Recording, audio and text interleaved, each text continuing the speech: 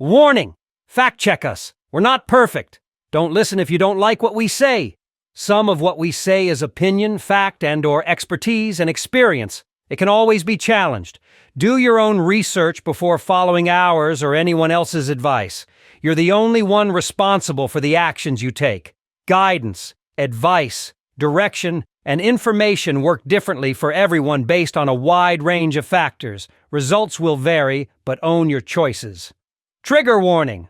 We say stuff you might not agree with, we might offend you, or say something that goes against your belief systems, or question your personal reality. You've been warned. Go away now if you're easily triggered. Cuss warning. We got lazy and left the cursing in. Warning, warning. It sucks that we now have to put warnings on everything. What would happen to the human race if we just let lack of common sense prevail and removed all the warning labels? 3, 2, 1. Welcome back, everybody. When I grow up, like I said in the last episode, I want to start a cult. Well, that's it. So we're going to start a cult right here, right now, today. We are sending out the Kool-Aid packets to all our listeners. We'll be right back.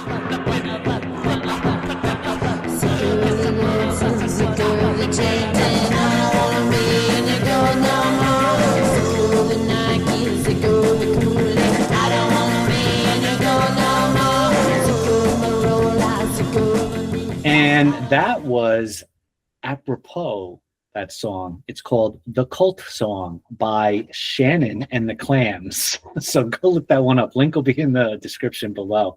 But yeah, reason I put this one on deck is because I think the secret to small business is charisma, you know? 100%. The person on my team as a business partner that I've worked with from the very beginning, I think she's on the spectrum. She doesn't say that she is, but I really haven't known her the way that I do. And she always said that. She said, the only way you grow is if you become a cult-like figure. Yeah, charisma is huge. A good line of bullshit. You got to know how to speak. I think that's also presentation. I mean, and here's the funny thing, it had me cracking up when I was looking at our episode notes. And here I put down like all these cult people. I put the Manson family, the Sullivans, Jim Jones, Heaven's Gate, right? And as I'm scrolling down, the next thing I see is your notes. And what do we see here? Steve Jobs, Elon Musk, Adam Newman, Jeff Bezos, and I was just cracking up. And I get why you did it, but oh my God, it was just had me cracking up. But that's it, right? It's the charisma, right? There's a charisma, and it's not just the charisma. Look, Charlie Manson was fucking cracked, right? At whatever level. But here's the one thing too. It's not just charisma, the intelligence. He was not a stupid man. You know what I mean? Let's just be real here. He knew how to observe people. He knew how to identify, and I'm not glorifying him. I'm talking about his traits.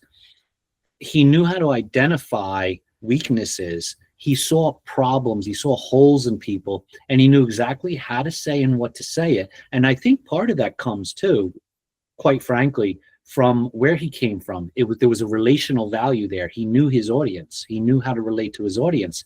And I think that's really what makes, he just took it down that shitty rabbit hole, that dark rabbit hole of crazy.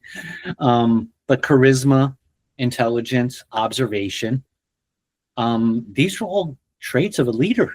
That's right. The differences, I think, between the psychopaths like Charles Manson and, obviously carving a swastika into his forehead was the tamest thing that he did, right? The differences between psychopath and good leader and charismatic leader that can move the world is exploitation. Right. And all of these nut jobs that have led these cults, NXIVM, Heaven's Gate, this, that, they preyed on the most vulnerable and turned things around to exploitation. And where I hope we get to with this episode too is, well, what about, Jim and Tammy Faye Baker? What about Joel Osteen? Right. Where's that level of cult versus is it exploitation versus where I think you can get really, really nudgy with that. Right. Yeah, I think this is going to piss off quite a few people. I'm about to say this, but the defining line between a religion and cult is, in fact, the exploitation line, right?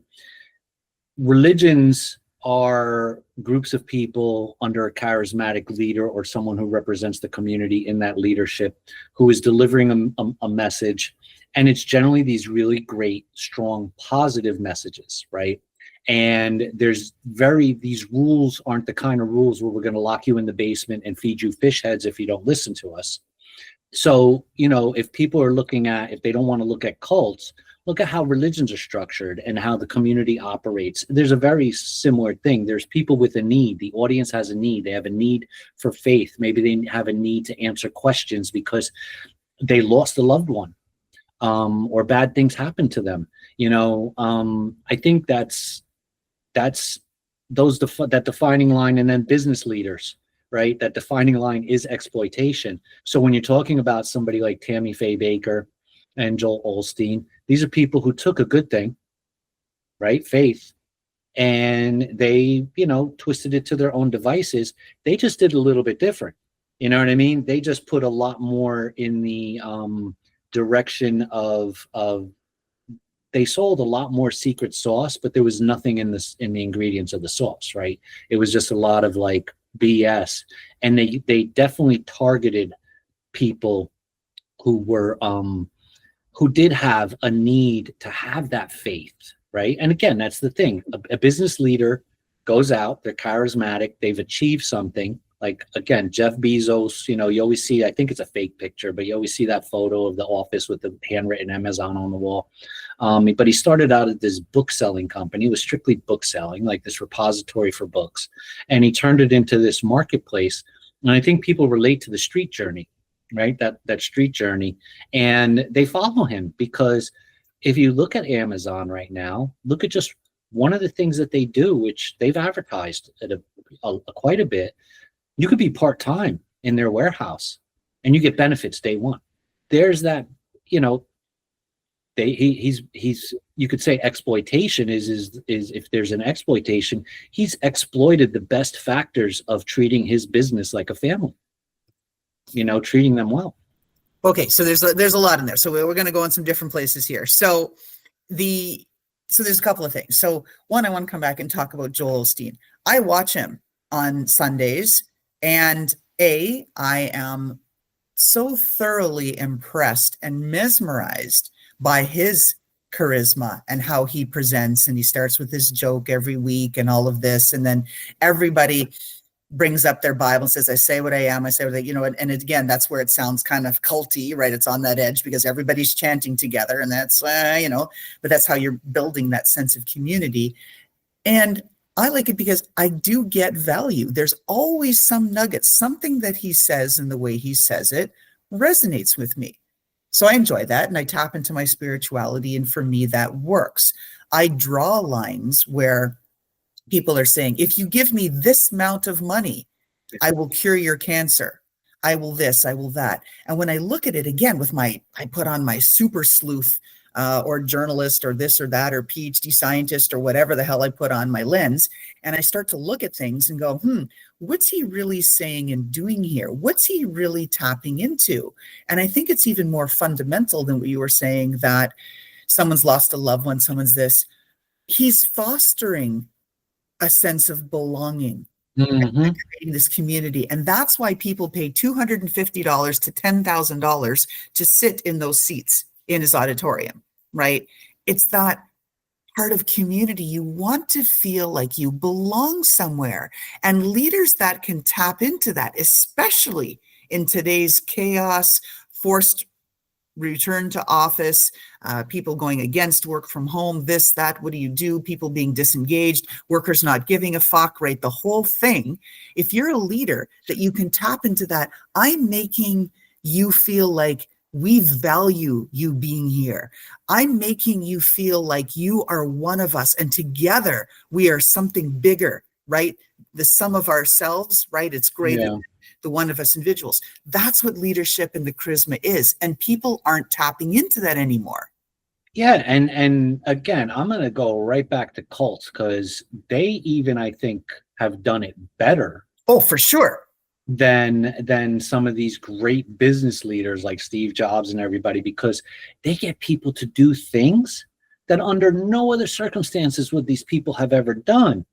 And the question is really like, how does a business, again, they're tapping into something. I agree with you, the community part. I did, yeah, absolutely. People want to feel like we're social creatures. Right. But man, Heaven's Gate, that dude had like everybody in the cult castrating themselves. I know. And then he had all of the women were not his wives, but I guess his, I don't know, playthings. And then he branded them. He branded them. Yeah, and that was Nexium. Remember Nexium? Yes, Oh my Nexium. God. Yes. Nexium. Oh my God. So, there's something to be said about that charisma. And it's funny because I watch I don't watch, I listen to a lot when I'm working, tons of crime shit. And I'm gonna derail this real quick. You're a true crime fan? Oh, true crime, cult, you name it. I listen to it all the time. And a couple of things that really boggle my mind is, one, how are people still doing this in the 21st century? That's even a rabbit hole. We shouldn't get into it. But then the other thing is like, I think the one that really gets me is, how do these fucking psychopaths think they're going to get away with it, especially in the 21st century? Right. It's this thing called DNA samples. I mean, come on. I don't want to derail us. That's maybe we should start a whole podcast on how stupid humans can be. I don't know.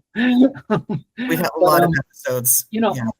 Listen, I'm going to be the first to admit, I make this joke. Like, I've done these networking events where you go into the networking room and there's 50 networkers and everybody gets their introduction around the room for 45 minutes.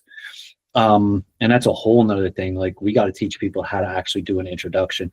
But, when it comes around to me, I actually say this, or used to say, I don't go to these networking things anymore, but I actually used to say, hi, yeah, my name is Eric and I'm an aspiring cult leader. That was my opener. See, that'll get you, right? I helped a friend with her. She's like, how do I say what I do? I practice mudra yoga. I study. She's polyglot. She speaks 10 languages. She's very philosophical, all of these types of things. She's a futurist in how she thinks. And she's thinking about very big picture, how her circles of infinity are going to be around for millennia to come and how they will be discussing her. So big thinker. There's very few people I know that think that big. So I've helped her. She said, what's my introduction? I said, you're the female Buddha. Done.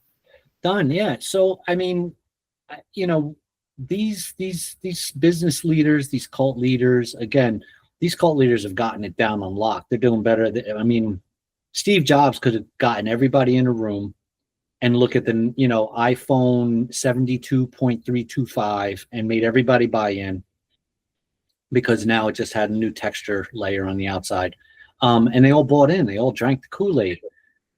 But they still never would have gotten as good as Jim Jones. Like, seriously, like, he had people move out of the country. Like, and again, like, where do we get? Where does where does an entrepreneur get that level of loyalty, right? Where people are ready to up and leave their place of residence and move halfway across the country, not just because they're getting a job. We're not talking about a job here, right? We're talking about your clients. Like, how do you do that?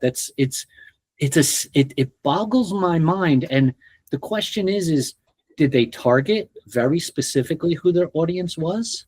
Or did they convince very specifically who their audience should be? Well, and you're talking about different examples that we're bringing in, right? So in Kenya, they found 47 bodies. People were part of the starvation cult, that if they starved themselves, it's not like food's plentiful in Kenya anyway, that they would obtain greater enlightenment and move on. So 47 people willingly, and starvation's not a fast death, right? At least all these other dudes, right? When you're talking about Heaven's Gate, right? Marshall Applewhite falling the Hale-Bopp comet. He had all kinds of folks drink vodka, right? You've got it there in your notes, laced with phenobarbital. And then People's Temple, right? Jim Jones, that's literally, they drank, the flavor aid, but people call it the Kool-Aid with Valium and cyanide. Starvation, that's fast. Those are fast deaths. Starving yourself to death takes weeks to months. Yeah. How did he convince them to do that? So Folks, entrepreneurs, we are not telling you to start a cult. Please, this is not an endorsement of any kind. I know we have to put a warning label on everything nowadays. But we're just trying to pick apart, like, again, let's look at that, like these good leaders. Adam Newman, I mean, I know WeWork is now defunct. And that's a whole nother conversation, because I feel to a certain degree it grew faster than they were able to scale, in part, and they couldn't meet a lot of demands as well. But you have Jeff Bezos. He's gonna like write me. Cease and desist. Mind you say my name wrong all the time. Pronouncing my name wrong. He really is self-made to whatever degree, and he built an empire, and he's a great leader, and his employees love him, and listen, I know a guy who worked in the factory, and he went over there and he says, I want a job here at Amazon, because he was going after the benefits. And the next thing he knows is they paid for everything, for his OSHA, for his forklift certifications, and this and that. And his attitude was like, he thought he had to sign a contract for X years. And they're like, nope. Like, if you want to leave with your forklift operators, you can go. And he stayed. Yeah, it is good stuff. Like I said, we're certainly not knocking those leaders, but let's bring it back to Adam Newman, because I do want to talk about him, because I think that he really typifies in business what is possible to get people to follow. So they had these for WeWork. Adam Newman, for those folks who haven't seen it or connected the dots, he was the founder of WeWork. He really built it up like a cult. They had these massive parties, these raves that would go all night. He had the workers. Everybody was really digging it. And he was buying buildings way stretched with respect to capital, because buildings are not cheap, right? We all know brick and mortar, and then the buildings he was buying were 10-story buildings downtown Manhattan. No, they're not cheap.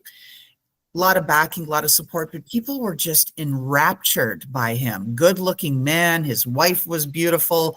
They just represented this perfect couple. It was all about aspirational, right? Because that's what it is that you sell into. And when you can tap into that, right, again, that fine line of what are you exploiting? You are exploiting, you think plastic surgeons and clinics, you're exploiting everyone's vanity. I could look like her, right? I'm old and wrinkled now, but I could look. So they tap into that, and then that's how they get our business, right? And so with Adam Newman, he had built up this massive following. People were just incredibly supportive of him no matter what he did. Even though the financials and stuff were looking, kind of going south, people started looking sideways, because he had built so much interest and motivation and momentum. And then, of course, we all know he effed up the IPO, right? All of that tanked, and you thought, oh, that's the end of Adam Newman, but it wasn't. Andreessen Horowitz, one of the biggest investors in the world, gave him $350 million to launch Flow, the real estate company, which now like is Workflow and is becoming a WeWork rival. So what? They're definitely tapping into that very primal, wanting to be part of a community and a group. For some of these folks, they're definitely tapping into the keeping up with the Joneses. For sure. Absolutely keeping up with the Joneses. I like Richard Branson. I think one of the things people miss on Branson, as far as a leader is concerned and an entrepreneur, is he had a very much I don't give a fuck attitude. He was a heavy risk taker, always has been. Everything he's done has been about no risk, no reward. And for him as a leader, I think that is what attracts people, because he's willing to take those big risks. And listen, he started a comic book company. He had Virgin Music, so he said, screw it, let's try a comic book company. We had a cell phone company. He tried. And again, yes, when you have spaceships, when you have millions of dollars to throw around, and you can get your investor buddies to do it. You and Virgin Airlines still super successful, very successful. But even with Virgin Space, with that company, with the space company, that I forget the name of it, I was invested in it. he wanted to go the route of bringing people he wanted to create travel, right? And the idea was shoot them straight up in the sky in the spaceship. They get into the LEO or whatever, low Earth orbit or whatever. And then they come down and then boom, they're in China in 45 minutes from Florida, right? And that didn't really seem to go off so well. But, what a lot of people don't know is he hedged his bets. And he had a company out, I believe is out in Mexico, which was, it's basically a space shipping company. And putting satellites in space and doing all kinds of stuff. And so he hedged his bets, 2 different companies, I think, same name, just a different ticker. But people followed him. Like people were like, when that stock came on the market, people didn't have to know shit. People were going to buy it because it was Richard Branson stock, comic book company. I don't know what the hell happened to that. You know what I mean? Like, guys in airlines and space, but people follow him because he's a risk taker. I don't think he has some charisma, but I never hear these super duper leadership speeches from him. You know what I mean? I mean, he says, there's some great quotes from him, but he's not Steve Jobs on stage, hawking the next, iPhone 7 million. Again, just another quality that people tapped into because people, I think, wanted to be part of that I can't risk it, but boy, the leader's going to risk it, so I want to be part of it. I think it's a couple of things as we're processing this conversation here and getting into it. One, we talked about leaders can foster that sense of community and belonging, right? That's what people really crave. And if you can tap into that to whatever end you exploit it or not, but that's really great leadership because then people will do what you ask them to do, right? Even if it's their jobs. But the other thing, which I think is really underrated, but so essential, talked about Richard Branson didn't give a fuck, right? He's okay. Yeah. You want me, you love me, you do, or you don't. Steve Jobs, same thing, didn't care. Everybody said he was a complete ogre and curmudgeon at work, but everybody respected his vision and he just commanded that kind of attention and support and loyalty and inspiration, right? That's what these people are because they think so big. And I look at it just a couple of weeks ago, Chapel Roan, we all know I love Chapel Roan, just fantastic. She was being interviewed by one of the, I don't even know which person it was there as you're coming on the red carpet and all this. And she said, she was asked, she's like, what do you think it is about you? And she said, well, I was signed 11 years ago. Here's what the difference is. I have walk away power. Mm-hmm. Wow, that's huge, right? When you put the power back into the hands of the leader to take it or leave it. And when people know that there's that level of intensity, it makes them want it more. I want to be part of this that much more because I don't want you to leave. I want to be part of this. Wow, that's so ballsy. It's so amazing. And we get wrapped into it. Yeah, well, let's talk about getting away from a business leader because this one quote, this is one of the next quotes I'm actually going to get tattooed. Nelson Mandela famously said, "There is no passion to be found playing small. In settling for a life that is less than the one you are capable of living." He was not a corporate leader. He was a political leader. He was a political prisoner for years. I think that statement there embodies a lot of leaders, 100,000%. It is. Yeah. It's that vision that you have, and that it's a couple of parts to it. You could have the vision, but if you have no ability to communicate it and to communicate with influence, not just authority, but communicate with influence, people aren't going to buy into your vision. And in so doing, if you don't do that, your vision is never going to be realized because no one believes in what you're saying or thinking or want to do. Well, I think there's 2 parts, like you said, communicating with authority and communicating with influence. Operative word being communicating, right? Because you could be a great communicator. And that's really important for anybody in a leadership role. And when I say leadership role, let me make it really clear. You could have 1 employee. That's it. And there's a big difference between a manager and a leader. And there's actually 2 types of leaders, right?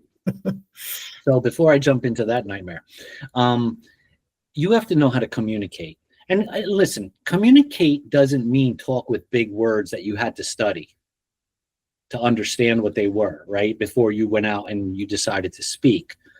Communicating means being able to articulate your thoughts and your ideas, being able to convey them. So and we hear people all the time get on stage or in the news completely unprepared and not capable of articulating their thoughts. I forget who it was.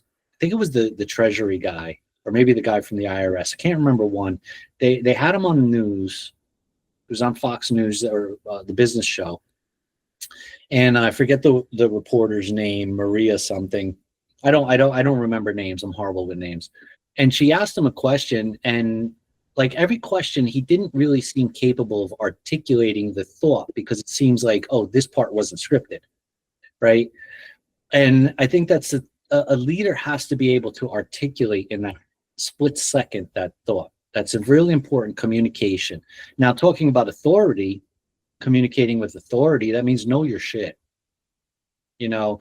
And if you don't know it, know how to angle it and speak what you need to say without sounding like you don't know it. Like there's an art to that as well, right? Being able to say, yeah, I'm not really sure. Don't be afraid to admit, I'm not really sure, but let me do a little research on that and I'll get back to you on that question, right? That's a very simple, professional, authoritative out. But then, you know, don't fake it till you make it. You know, just don't fake like you know about something. I'm guilty of like being caught off guard with something, and then I'm suddenly like, duh, deer in a headlight. I had the choice, deer in the headlight, fake it till I make it, or say I didn't know. And I have made the mistakes of deer in the headlight or fake it till you make it in my history. That again, communicate with influence. Again, influence is really, really important in communication. It's delivery, and it's what you're delivering is not the words. You're delivering if you believe what you're saying.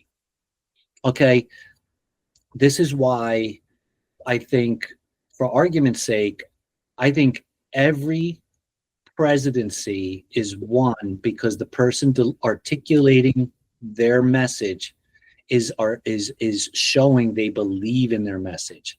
I don't care, you know, who you are and what platform you're on. A president wins that election because people can see through bullshit.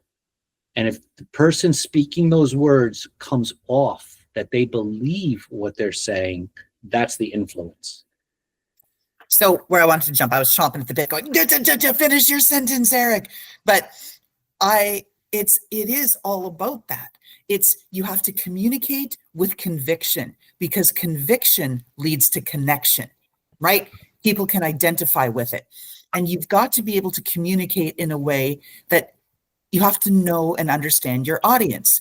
I'm going to talk about the person who's currently in the gilded Oval Office, who communicates definitely with conviction. You can talk about political and cult figures and this and that. MAGA is a whole movement, right? He's inspired a movement.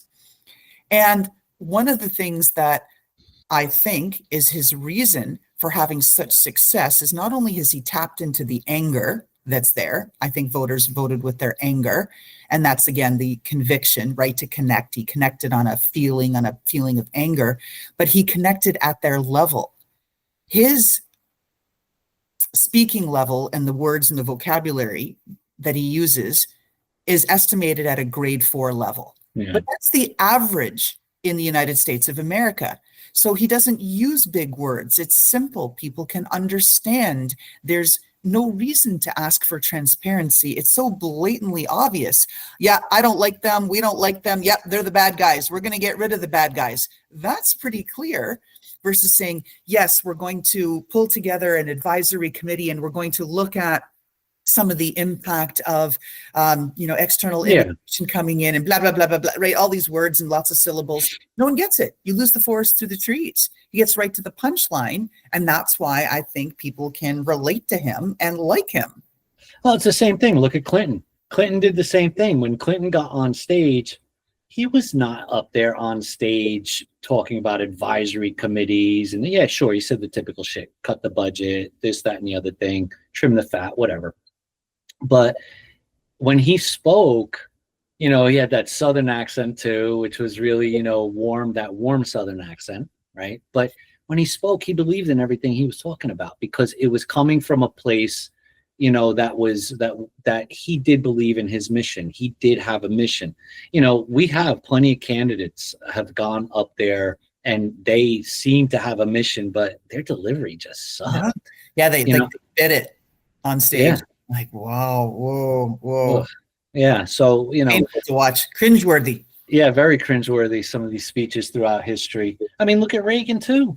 Reagan was up there. If you watch some of those Reagan speeches, you're just like, this man believed what he was saying. And so I think, it's communication. These leaders, whether they were cult leaders tapping into a community feel or whatever it was, political leaders or these, business leaders.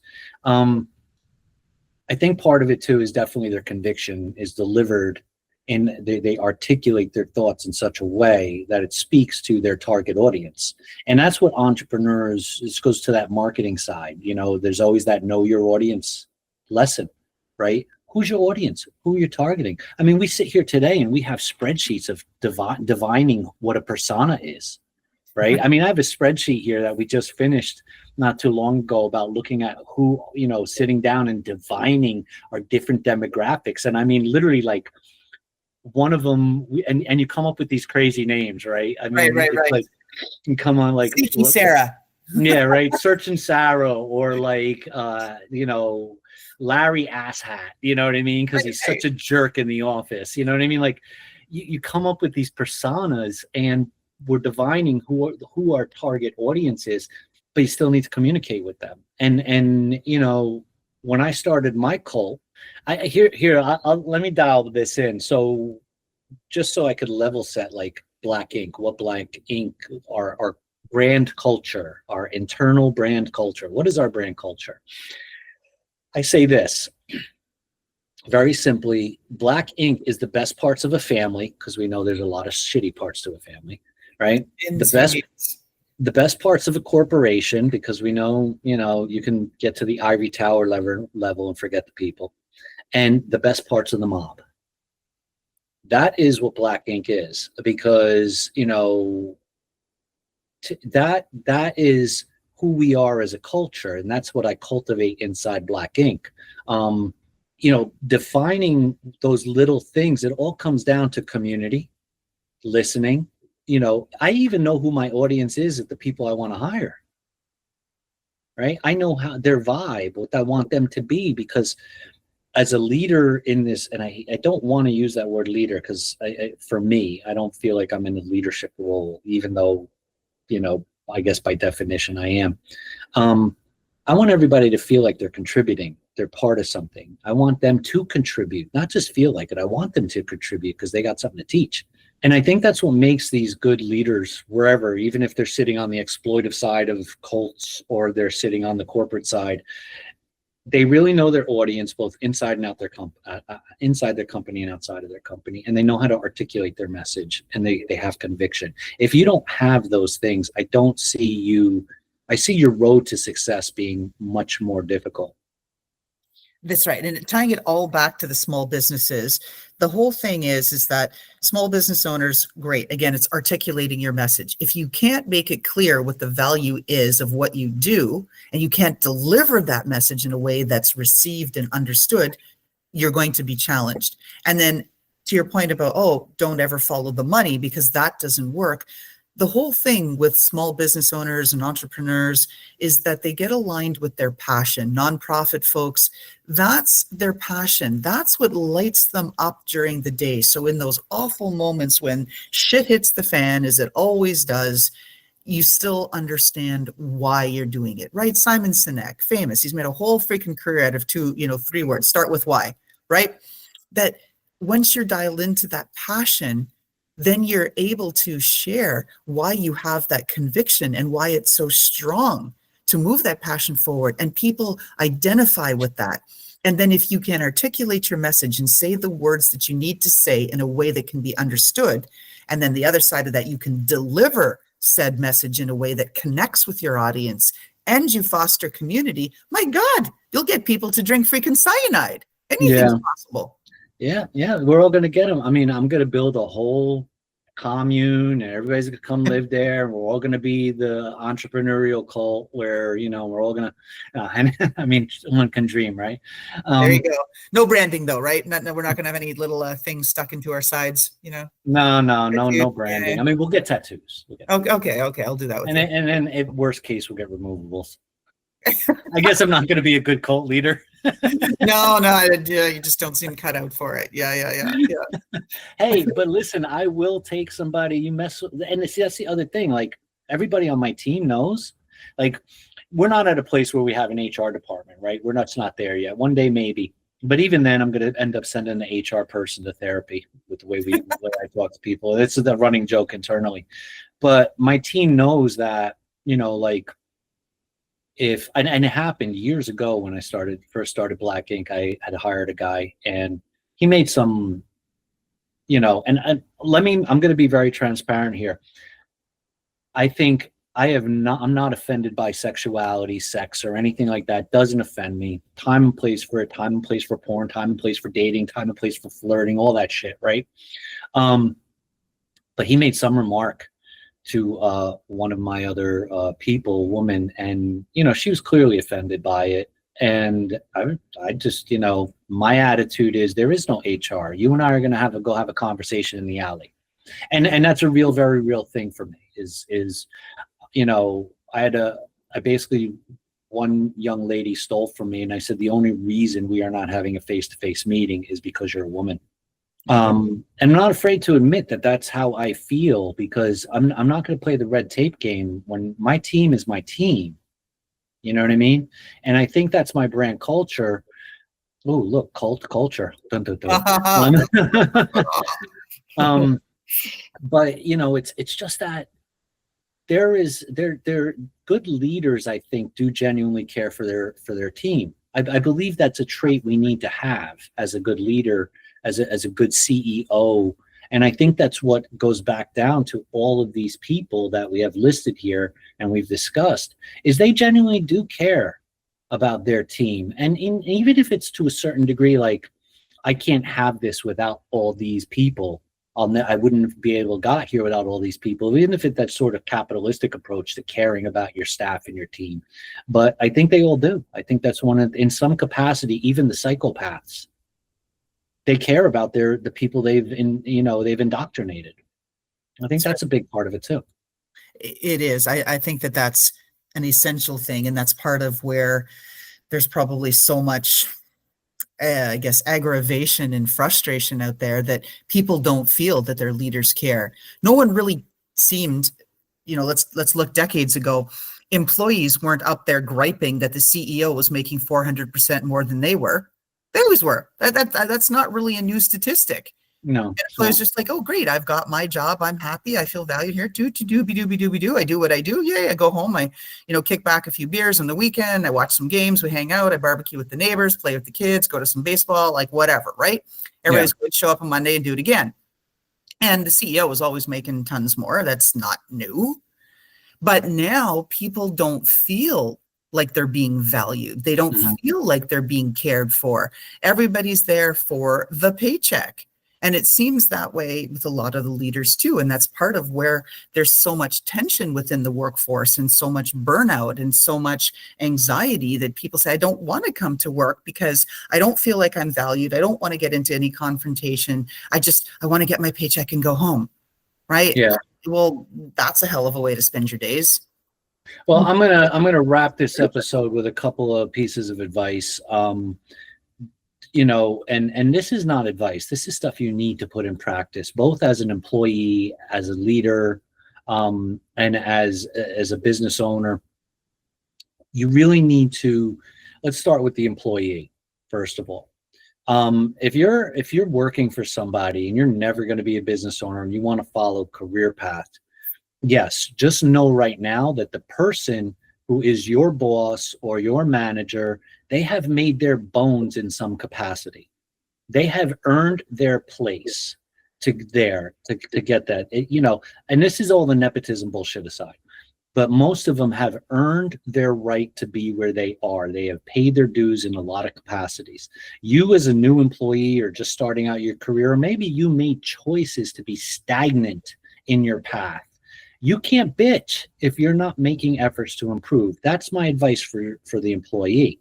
My advice for the leaders is, if you find that your employees are feeling like they're not performing well, you have to dial it back for a minute and say, what am I doing to create that environment, right? To create that feeling. Are you failing to listen to them? Because sometimes that's all it takes, is to listen to them and listen to their idea, and maybe just try it. Just try it. Take the risk. You took risk this far. What's the harm in somebody's, really good idea possibly falling on its face? You spent some hours on it. You spent some man hours on it. Okay, it wasn't your fucking idea. Get over it. That's my other advice to leaders, because the reality is the people who are making more money usually earned it. They earned that place.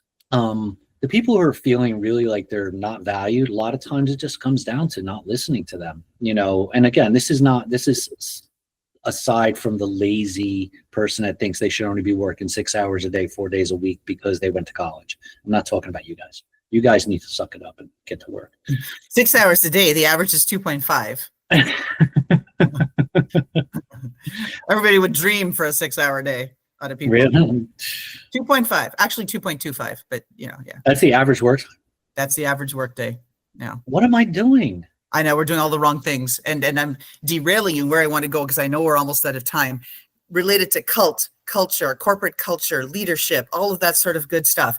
Do you think a leader should be telling their staff that they should be more focused on the customer, or that the company should be more focused on the employees and staff?